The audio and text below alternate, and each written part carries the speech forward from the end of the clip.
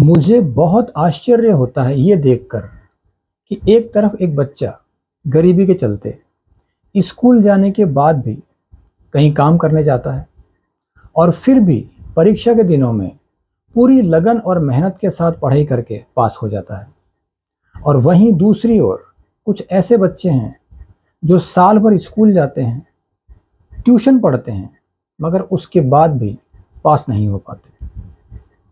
मेरे एक जानकार जिनकी माता का देहांत उनके बचपन में ही हो गया था, उन्हें पिता के रिटायरमेंट के बाद साइकिल रिपेयरिंग की दुकान खोलनी पड़ी। तपती दोपहरी में पंचर तक बनाए, मगर पढ़ाई जारी रखी। एमए किया, बीएड किया, और आज उस इंसान की स्कूल नहीं स्कूलें चलती हैं।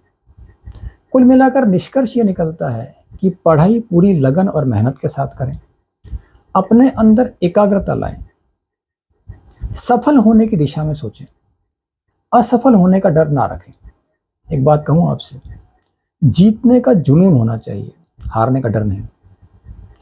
ये डर आपको अंदर से कमजोर बना देगा। परीक्षा तो होगी ही, इस बात का आकलन करने के लिए कि किसने कितनी लगन और मेहनत के साथ पढ़ाई की है। परीक्षा का यह सिस्टम हमें जीवन की कठिनाइयों से लड़ने के लिए तैयार करता है, हमारे भीतर मजबूती लाता है।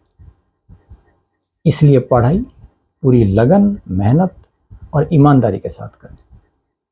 अब ईमानदारी के बारे में आप एक घटना सुनिए, पसंद ना आए तो स्किप कर दें। जयपुर मानसरोवर की बात है। उस वक्त मैं घर जाकर पढ़ाया करता था, होम ट्यूशन। वो शायद 7वीं या 8वीं क्लास की इंग्लिश मीडियम स्कूल की बच्ची थी। शुरुआत में तो वो मेरे कहे अनुसार पढ़ती रही, मगर एक दिन मुझे डाउट हुआ कि उसने चीटिंग की है, और चीटिंग मुझे बिल्कुल पसंद नहीं है। इसलिए मैंने उसे स्पष्ट शब्दों में कहा कि तुम एक होशियार बच्ची हो, मगर चीटिंग करोगी तो बर्बाद हो जाओगी। क्योंकि हम इस बात को जानते हैं कि विशेषकर लड़कियों के लिए अगर वो चीटिंग करती है तो पकड़े जाने पर रिमोट टीचर के हाथ में आ जाता है, और उसके बाद होते हैं गलत काम। तो उस बच्ची ने मुझसे वादा किया कि आज के बाद चीटिंग नहीं करेगी, और उसके बाद वर्ष भर उसने मेरे कहे अनुसार पढ़ाई करी।